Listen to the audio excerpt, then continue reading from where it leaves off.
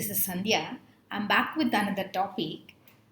Dear children, today we all live in a democratic nation and believe in nationalism, isn't it?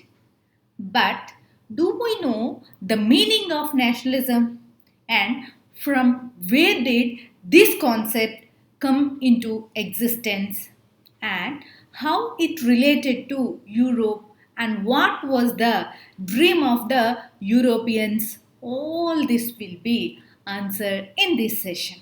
Today we will continue with history of class 10 and the chapter which we will discuss is the rise of nationalism in Europe. Dear children, history is an essential subject as it constitutes a crucial subsubject of social science. History is a theoretical subject, so you need to write excellent answers. And scoring in good marks in history is vital as scoring in other subjects. So, I have covered all the top concepts in this session. You can score more marks in your history exam by thoroughly going through this video lecture. Let us move on to the topic. Dear children, to begin with, we should first discuss the pointing mode by Frederic Sorio in 1848. Dear children, the French artist and had prepared four print visualizing his dream of a world made of democratic and social republic. The printing which we are going to discuss is on of the four prints made by Sorio. Today's our topic, the rise of nationalism in Europe, part 1. Observe the given picture carefully. Dear children, the painting shows men and women from different ages and social groups marching in a long queue and giving honor to the Statue of Liberty. The painting describes Statue of Liberty as a female figure having torch of enlightenment in one hand and of man's right in other hand. The statue is a female figure because liberty was defined as a female figure by various French artists. He has shown shattered remains of abolished institutions on the ground. Absolute means of form of rule or government where the power is concentrated in the hands of a one person. The children, in his vision, completely he has described a group of people from different nations walking together towards Statue of Liberty. Then the distinction can be easily felt as one can see people with different flags and different types of customs worn by them. Which parts the Statue of Liberty are the United States and Switzerland, which were already nation states by then. Then comes France with its tricolor flag, and she is followed by Germany. And Germany was not a nation when this painting was made, but as it was a dream of Sorio, so he painted various countries that are part of this dream, paintings such as Austria and Luxembourg and Poland, England, Ireland, Hungary, and Russia. And he has also painted Christ, saints, and angels who are gazing the scene of heavens. Dear children, this has been done to depict the fraternity, and this chapter will deal with various issues that were visualized by Sorio in his paintings during the 19th century. Nationalism grew as a strong force that brought various political changes in Europe.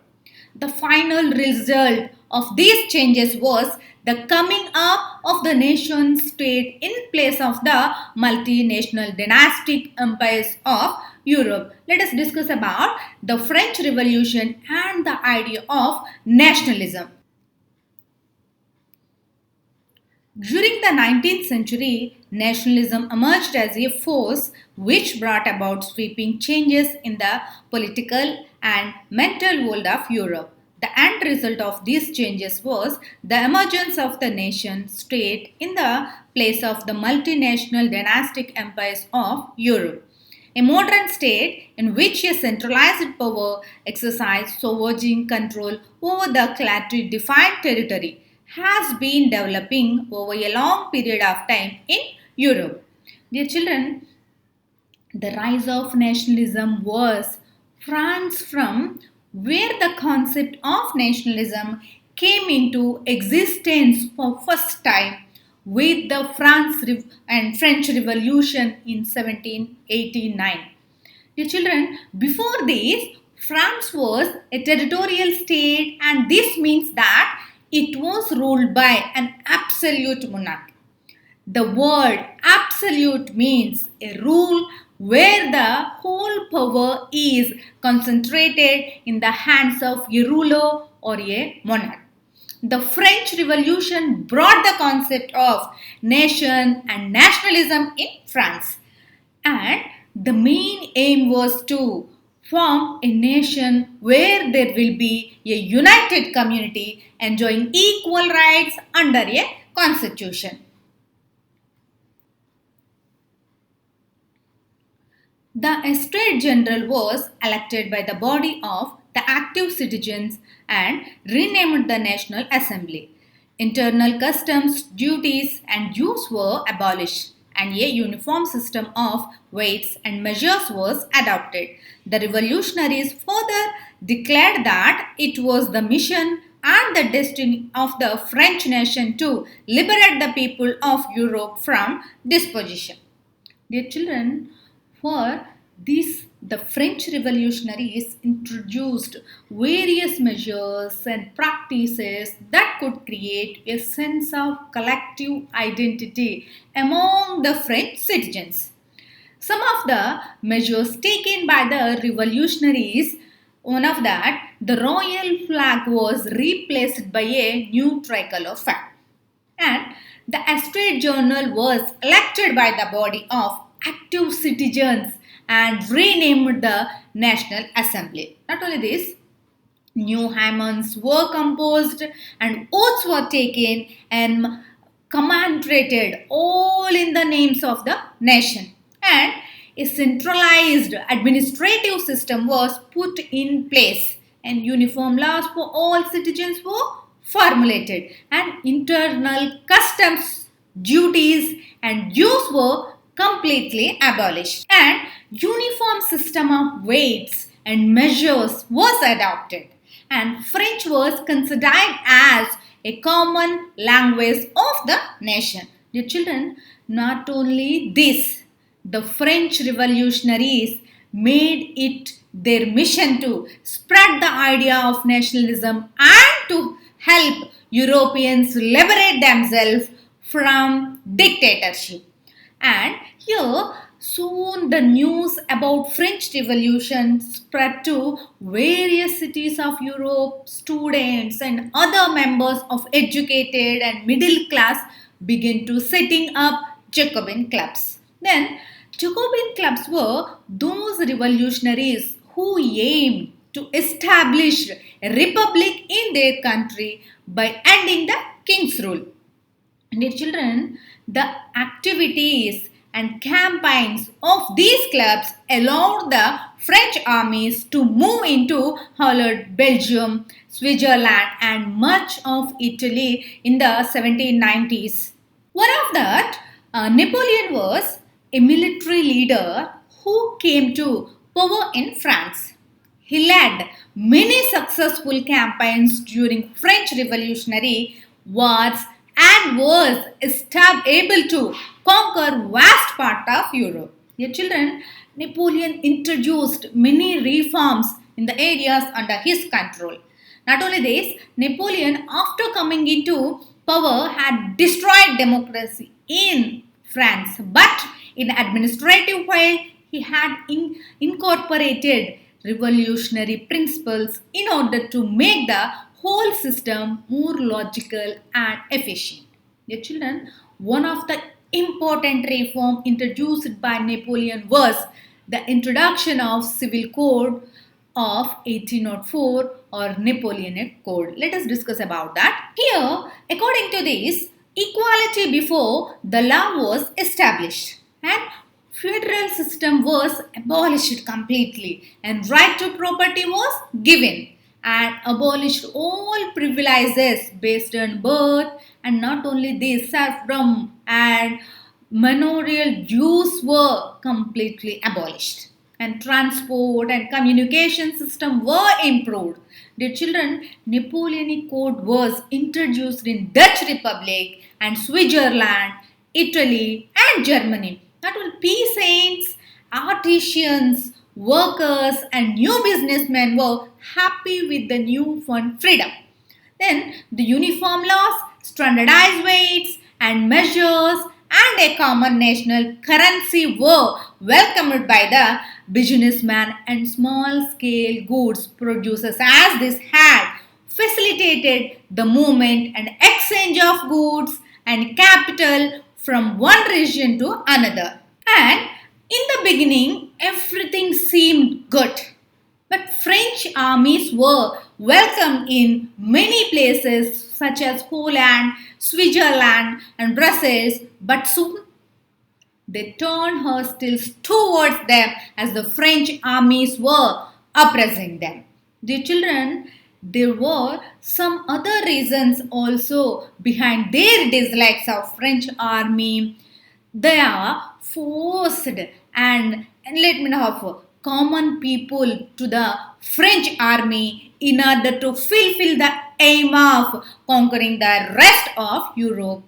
It is one of the reasons. Dear children, let us discuss about that. The making of nationalism in Europe.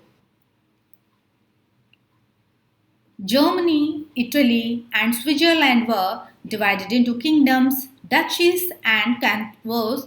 Rulers had their autonomous territories. They did not see themselves as sharing a collective identity or a common culture. The Habsburg Empire ruled over Austria and Hungary. Dear children, so now we will have a look at the making of nationalism in Europe. But before that, we need to understand the composition of Europe that was divided into various kingdoms.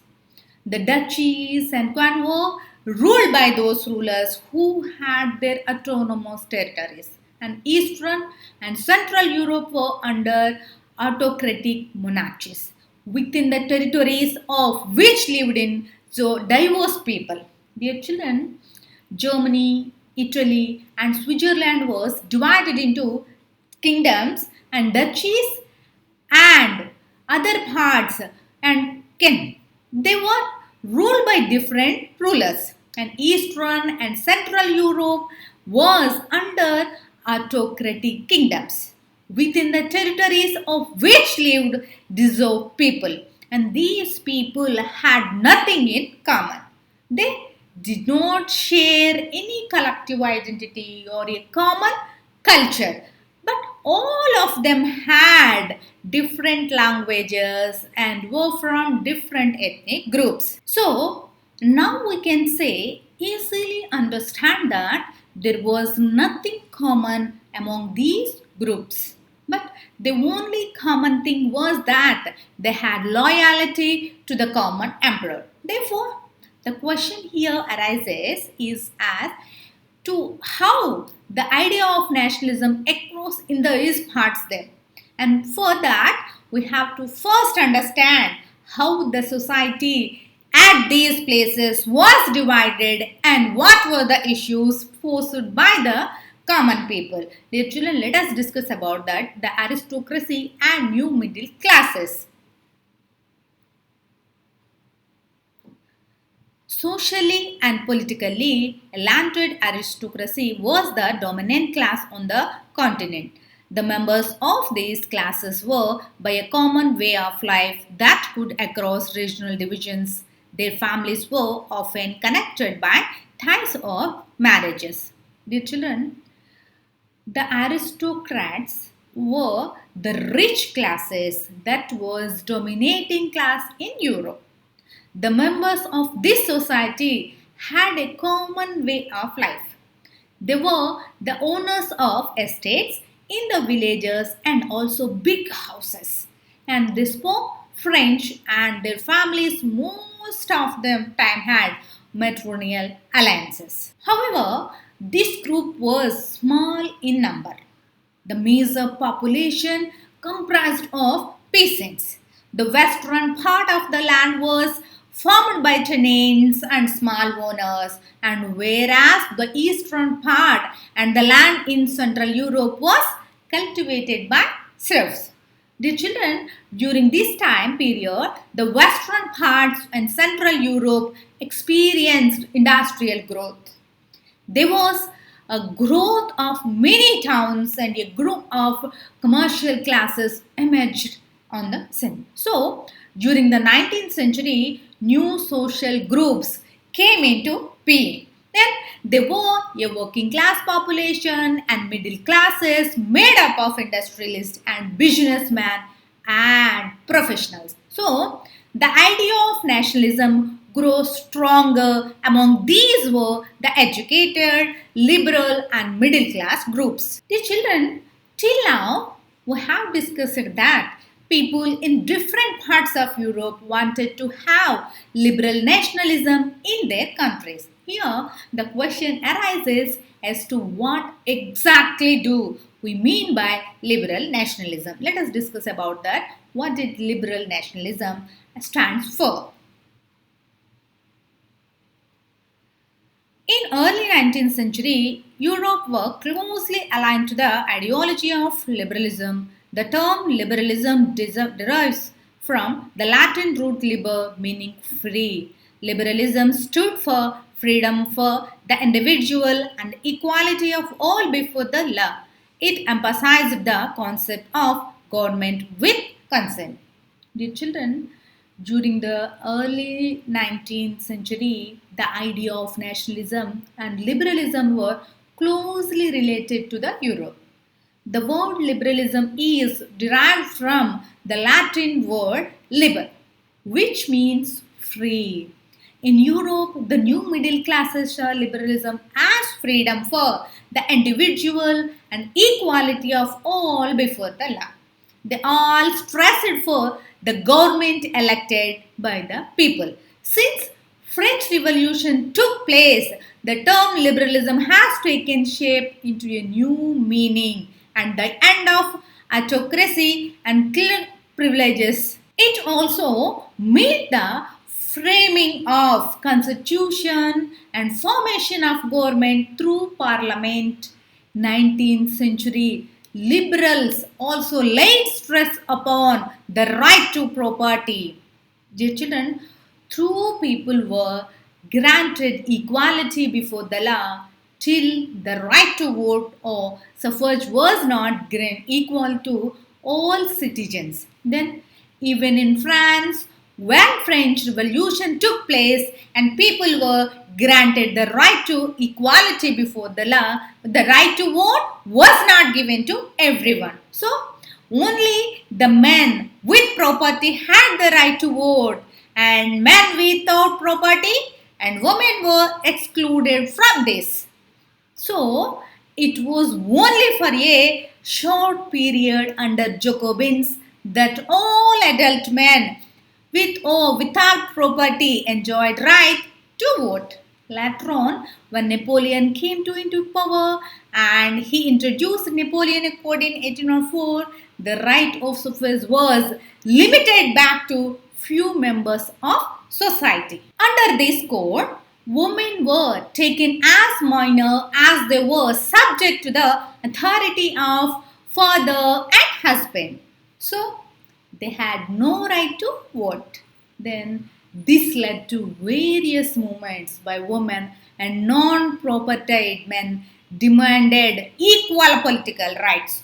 According to the business point of view, liberalism meant freedom of market and abolition of various types of taxes on the movement of goods and capital. The freedom of markets And abolition of states imposed restrictions was a huge demand made by the new middle classes. To understand this, we should take the example of German speaking regions in the first half of the 19th century. Dear children, there were about 39 princely states in this region during the first half of the 19th century. And each state had its own currency and weights and measures. If a trader was traveling from Habsburg to and another in 1833 to sell his goods, he had to pay custom duty of 5% at 11 custom barriers. Dear children, duties were according to the weights or measurements of the goods, but each region has different standards of weights and measures. So it took a lot of time to calculate the duty. For example, the cloth was measured in a with different in each region. At Frankfurt, the tax was charged less as the leather was less, whereas the tax charge at Nuremberg was more because the LE there was more as compared to other regions. Dear children, all this led to the demand for certain of unified economic territory by the various business classes. Dear children, so that there could be smooth movement of goods, people and capital from one region to another. Later on, German states also joined Prussia with the same demand. The custom union abolished the tariff barriers and reduced the number of currencies from 30 to 2. Dear children, railways were developed that harnessed economic interest to national unification. So, the economic nationalism to strengthen the nationalist sentiments during the time. While so many changes were taking places in Europe, one more thing happened there that made governments work towards the philosophy of conservatism. Dear children, conservatism is a political view that favors free enterprise, private ownership, and socially conservative ideas. What was that incident that brought the philosophy of conservatism? Let us discuss about that, the rise of nationalism, about Napoleon Bonaparte. Following the defeat of Napoleon in 1815, European governments were driven by a spirit of conservatism. Most conservatives, however, did not propose a return to the society of pre-revoluting days. The modernization could in fact strengthen traditional institutions like the monarchy. Dear children, Napoleon Bonaparte, who had earlier acquired major parts of the Europe, was defeated in the Battle of Waterloo in 1815. The battle was fought between Napoleon and the forces of Britain and Persia. So, when Napoleon was defeated, European governments decided to establish conservative form of government. So, the conservative believed that established traditional institutions of state and societies such as the monarchy and the church, school, and other places. Dear children, this should be maintained as only for them. Most of the conservative believed that modernization can strengthen traditional institutions like monarchy.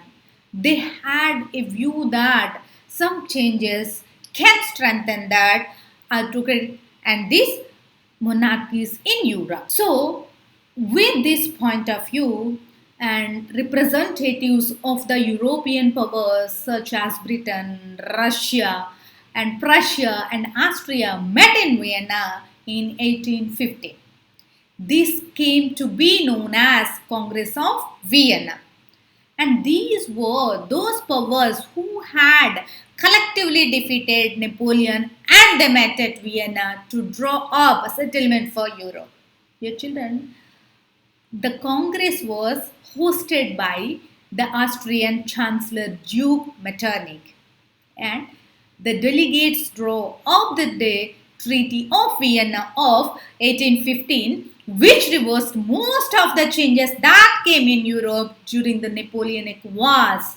Dear children, the important decisions taken by the Congress of Vienna, one of that, Bourbon dynasty was restored to the power, and Louis was made the monarch of France. Not only this, France lost the territories it has acquired under Napoleon, and a series of states was set up on the boundaries of French to prevent French expansion in future.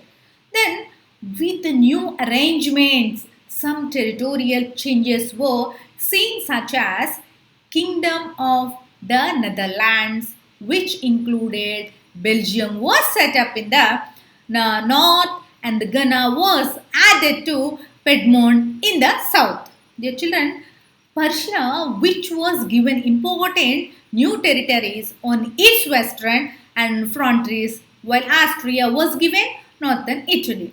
And on the other hand, the German Confederation of 39 states, like that, had been set up by Napoleon, was left untouched. The children in the East, Russia was given part of Poland, and Prussia was given a part of Saxony. Dear children, the main aim behind this arrangement was to restore the monarchy that had been taken over by Napoleon and create conservative form of rulership in Europe. And the conservative rulers formed in 1815 was oppressive. They were highly intolerant towards criticism and discouragement. The children, they started proving down the activities against them. Even censorship laws were imposed on newspapers, books, and plays and songs that favored the idea of liberty and freedom associated with the French Revolution. But all this could not stop various liberal activities from criticizing the new conservative rule, and they started seeking for freedom of the press. Dear children, so now we know that the conservative had once again established the rule of monarch in Europe, but did it stop the revolutionaries from demanding liberty and nationalism? And how did these revolutionaries work for their right to liberty? Let's check this. During the years following 1850s, the fear of repression drove many liberal nationalists underground. Revolutionary at this time mean a commitment to oppose monarchical forms and to fight for liberty and freedom. Giuseppe Mazzini, born in Ghana in 1807, he became a member of the secret society of the Carbonari. Dear children, after 1815, the fear of repression from the ruling conservative classes drove the liberal nationalists underground. So they start forming up secret societies in different European states. Then the main aim of these societies was to spread the idea of liberty and nationalism. They were against the monarchical form of rulership that was the result of the Vienna Congress. So many of them were aiming to create nation state and made it an important part of their freedom struggle. And Joseph Mazzini was one of these revolutionaries who was a member of one of these secret societies. So he was born in Ghana in 1807, and he became a member of the secret society of the Carbonari. So at the age of 24, he was sent into exile for attempting a revolution in Rigura in the year of 1831. But later on, Mazzini founded two more underground societies, namely Young Italy in Marshallese and Young Europe in BIM. The children, the members of this society were the like-minded young men from Poland. The children, France, Italy, and men from German states all together. But Mazzini didn't want Italy to be a patchwork of small states and kingdoms. So he made it his aim to unify Italy. For this, he started setting up secret societies in Germany, France, Switzerland, and Poland. So, Mazzini's non-stop oppositions towards monarchy and his vision of bringing democratic republic was a reason of fear among many conservatives. So, Metternich once had described him as the most dangerous enemy of our social order. So, now we know that revolutionaries had started their own attempts to get rid of the conservative rule. But what happened next? Next came the period of revolution in which various revolutionaries fought for their rights and tried to free themselves from the clutch of these conservatives. Let us discuss about the age of revolutionaries in 1830s to 1848. As conservative regimes tried to consolidate their powers, liberalism and nationalism came to be increasingly associated with revolution in many regions of Europe, such as the Italian and German states, the provinces of the Ottoman Empire, and Poland. When the France, Niger, and Metternich once remarked, the rest of the Europe catches cold. Dear children, during the period of 1830s to 48, Europe witnessed great tension and unrest. On one side, conservatives were trying to become more powerful, and on the other side, the revolutionaries were attempting hard to bring liberalism and nationalism in Europe. So, revolutionaries who were mainly educated, middle classes elites such as professors and school teachers, clerks, and members of commercial middle class started revolutionary activities in many regions of Europe, such as the Italian and German states, the provinces of the Ottoman Empire, and Ireland and Poland. Dear children, the first such incident took place in France in July 1830s. The liberal revolutionaries owed to the Bourbon kings and at its place a constitutional monarchy with Louis Philippe as its head of established. And the July Revolution led to an uprising the Brussels which resulted in the separation of Belgium from the United Kingdom of the Netherlands. Dear children, a major event that served for including the nationalist feeling among the educated elite across Europe was the Greek War of Independence. So, Greece was under the Ottoman Empire since the 15th century, and Ottoman Empire was formed at the end of the 13th century by Turkey's tribal leader Osman. Dear children, not only this, the independence struggle of Greece began in 1821. The nationalists in Greece were supported by other Greeks who were living in exile. Even the people from West Europe who had sympathy for the Greek culture also came forward for their support. Various artists and writers also supported the Greek struggle against the Muslim empire. So, the English poet Lord not only organized funds for the Greek struggle but also went to participate in the war where he died of fever in 1824. The children finally, a treaty of Constance was signed in 1832 that recognized Greece as an independent nation. The children, as we have already discussed, that various artists and poets had also participated in revolutionary activities for bringing liberalism and nationalism in Europe. But what was their contribution and how is romanticism connected with it? Let us discuss about that. The development of nationalism did not come about only through wars and territorial expansions.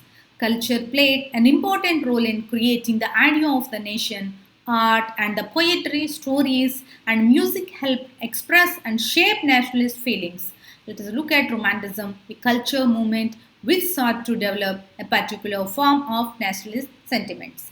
Dear children, nationalism did not come because of wars and territorial expansions only, but culture also played a significant role in increasing awareness about the importance of nationalism. Various artists and poets took help of their poems, stories, and music to express and shape nationalist feelings. So, this cultural movement, carried by the poets, writers, and artists, came to be known as Romanticism, and Romantic artists and poets were the criticizers of reason and science.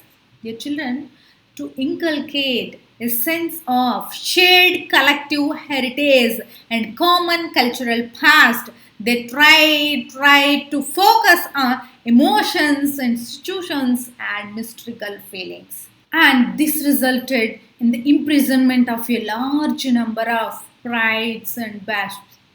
Dear children, some of them were sent to Siberia by the Russian authorities for not using the Russian language to preach. Dear children, so the use of the Polish language was seen as a part of the revolutionary struggle, same as like artisans against the Russian dominance. Through the 1830s is recalled as the year of revolutionary attempts in Europe. It is also recalled for the hardships and the hunger that struck in Europe. Dear children, let's discuss these things in next class. Dear children, I hope now you understand and comprehend that forms in which nationalism developed along with the formation of nation state in Europe in the past 1830s period and the difference between European nationalism and anti-colonial nationalism, isn't it? But not last but not least, dear children, self-awareness is very important in our life. You recognize your own emotions and how they affect our thoughts and behaviors. So, you know your strengths, weaknesses, isn't it right? The children have self confidence and commit to your practice, whatever it is, and create a little discipline before. And not only this, before studying and before writing, and connect to God to take His power and blessings, maybe your work will be very easier. Learning will continue. Stay tuned for more video lectures on social science. Have a nice day. Thank you.